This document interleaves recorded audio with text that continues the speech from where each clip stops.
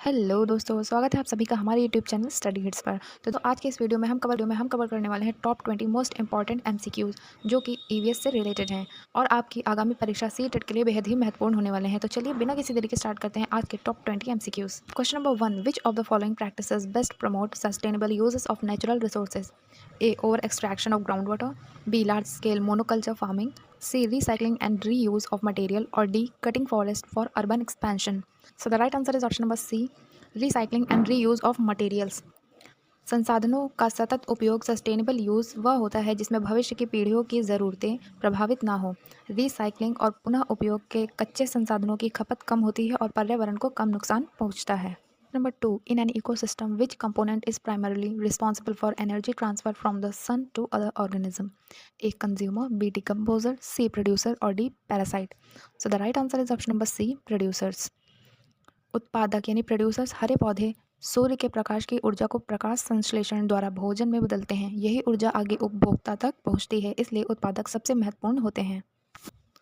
Question number 3. The main reason for depletion of ozone layer is A, carbon dioxide, B, methane, C, chlorofluorocarbon, CFC, or D, nitrogen? So answer is option number C, chlorofluorocarbon, CFC. C. CFC refrigerator, AC और aerosol में उपयोग होते ozone परत को नष्ट करते हैं, जिससे पैराबाइंगनी किरणें सीधे पृथ्वी तक पहुंचती हैं और जीवों को नुकसान होता है। Question number 4. Which of the following is an example of biotic component of environment? A, air, B, water, C, soil, or D, bacteria? So the right answer is option number D, bacteria. जैविक घटक biotic components वे होते हैं जिनमें जीवन होता है, जैसे पौधे, जानवर और सूक्ष्म जीव। बैक्टीरिया जीवित होते हैं, इसलिए यह जैविक घटक है। Question number 5. Which teaching strategy is most effective for developing environment awareness among students? A, rote memorization of textbook, B, lecture based teaching only, C, field visit and real life observation, or D, repeated written test? So the right answer is option number C, field visit and real life observation. EVS का उद्देश्य केवल ज्ञान देना नहीं बल्कि जागरूकता और संवेदनशीलता विकसित करना है। फील्ड विजिट और वास्तविक अनुभव बच्चों को पर्यावरण से जोड़ते हैं, जिससे सीखना स्थायी होता है। Question number 6. Which of the following is the best example of interdependence in nature? A, a lion hunting a deer, B, bees pollinating flowers, C, a snake eating a frog, or D, a human cutting a trees? So the right answer is option number B, bees pollinating flowers.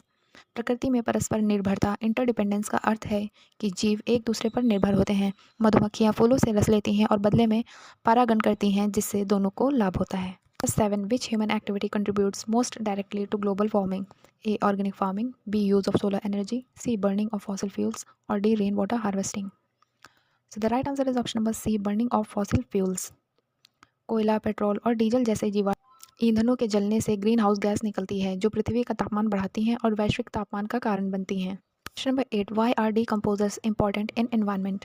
A, they produce food, B, they consume oxygen, C, they recycle nutrients, and D, they cause disease. So the right answer is option number C, they recycle nutrients. अब घटक decomposer मृत पौधों और जानवरों को तोड़कर पोषक तत्वों को मिट्टी में वापस मिला देते हैं, जिससे पोषक तत्वों का पुनर्चक्रण होता है। Question number 9. Which of the following practices help in soil conservation? A, deforestation, B, overgrazing, C, terrace farming, or D, excessive irrigation? So the right answer is option number C, terrace farming. सीढ़ी नुमा खेती terrace farming पहाड़ी क्षेत्रों में मिट्टी के कटाव को रोकती है और जल संरक्षण में भी सहायक होती है। Question number 10. In EVS teaching which approach best supports constructivist learning? A, teacher centered instruction, B, memorizing definition, C, learning through activities and discussion, D, repeating textbook exercises? Right answer is option number C, learning through activities and discussion. रचनावादी दृष्टिकोण constructivism में बच्चे अपने अनुभवों से ज्ञान का निर्माण करते हैं। गतिविधियों और चर्चा बच्चों को सोचने और समझने में मदद करती है। Question number 11. Which of the following is renewable sources of energy? A, coal, B, petroleum, C, natural gas, और D, wind energy? So the right answer is option number D, wind energy. Sources वे स्रोत हैं जो समाप्त नहीं होते हैं। पवन ऊर्जा बार बार उपलब्ध होती है, जबकि कोयला, पेट्रोलियम सीमित संसाधन है। Question number 12. Which factor mainly affect the distribution of plant and animal in our region? A, culture, B, climate, C, religion, or D, technology? So the right answer is option number B, climate.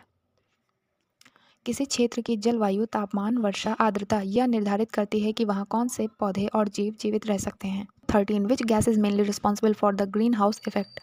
A, oxygen, B, nitrogen, C, carbon dioxide, or D, hydrogen? So the right answer is option number C, carbon dioxide. Carbon dioxide green house gas है जो पृथ्वी की ऊष्मा को बाहर जाने से रोकती है, जिससे तापमान बढ़ता है। Question number 14. Which of the following best describe biodiversity? A, number of human in an area. B, variety of life forms in a region. C, only plant species in forest. Or D, only animal found on land. So the right answer is option number B, variety of life forms in a region. जैव विविधता का अर्थ किसी क्षेत्र में पाए जाने वाले विभिन्न प्रकार के पौधे, जानवर और सूक्ष्म जीव हैं. Question number 15. Which of the following activities cause air pollution? A, planting trees. B, using bicycles. C, burning garbage. Or D, rainwater harvesting. So the right answer is option number C, burning garbage. कचरा जलाने से हानिकारक गैसें निकलती हैं जो वायु प्रदूषण और स्वास्थ्य समस्याएं उत्पन्न करती हैं. Question number 16. Why is rainwater harvesting important? A, it increase air pollution. B, it waste water. C, it help in conserving water. D, it causes floods. So the right answer is option number C, it help in conserving water. वर्षा जल संचयन से भूजल स्तर बढ़ता है और भविष्य के लिए पानी संरक्षित रहता है. Number 17. Which of the following is correct food chain? A, lion deer grass. B, grass deer lion. C, deer grass lion. Or D, grass lion deer. Option is option B, grass deer and lion. खाद्य श्रृंखला में ऊर्जा हमेशा उत्पादक से उपभोक्ता की ओर जाती है. घास को हिरन खाता है और हिरन को शेर. Question number 18. Which practice help in reducing plastic pollution? A, using single-use plastic. B, burning plastic waste. C, reusing cloth bags. Or D, throwing plastic in rivers. So the right answer is option number C, reusing old cloth bags.